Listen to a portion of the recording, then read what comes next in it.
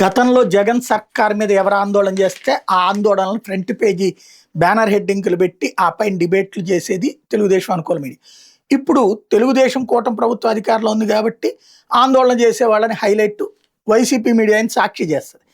తాజాగా విజయవాడలో డీసీసీబీ ప్రాంతీయ కార్యాలయం ఎదుట సహకార బ్యాంకుల వేతన సవరణ కోసం అంటూ సహకార బ్యాంక్ అధికారులు ఉద్యమ బాట పట్టారు. అదే సందర్భంలో గిరిజన సంక్షేమ శాఖ కార్యం ఎదుట ఉపాధ్యాయుల ఆందోళన, నిన్న ఆత్మహత్యా ప్రయత్నం కూడా జరిగింది. ఏదైతే డిఎస్సి పోస్టులు భర్తీ చేశామంటూ మా ఉద్యోగాలు తొలగిస్తే ఎట్లాగా అంటూ గిరిజన ఉపాధ్యాయులు ప్రశ్నిస్తున్నారు. కొత్తగా డిఎస్సిలో వాళ్ళకి జాబులు ఇచ్చి ఉన్నటి ఉద్యోగాలు తీసేశారు. 1450 మంది టీచర్లు, గిరిజన టీచర్ రోడ్డును పడ్డటువంటి అంశం. అట్లాగే ప్రతి పంటకు గిట్టుబాటు ధర కల్పించాలంటూ రైతు సంఘం ఆధ్వర్యంలో బుధవారం తిరుపతి కలెక్టరేట్ దగ్గర ధర్నా.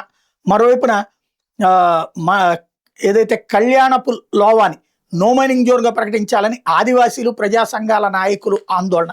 వీటన్నిటి కూడా వైఎస్ఆర్ కాంగ్రెస్ పార్టీ అంటే చిన్నపాటి ఉద్యమం జరిగిన పెద్ద ఎత్తున ప్రచారంలోకి తీసుకొచ్చే ప్రయత్నం వైసీపీ మీడియా చేస్తుంది.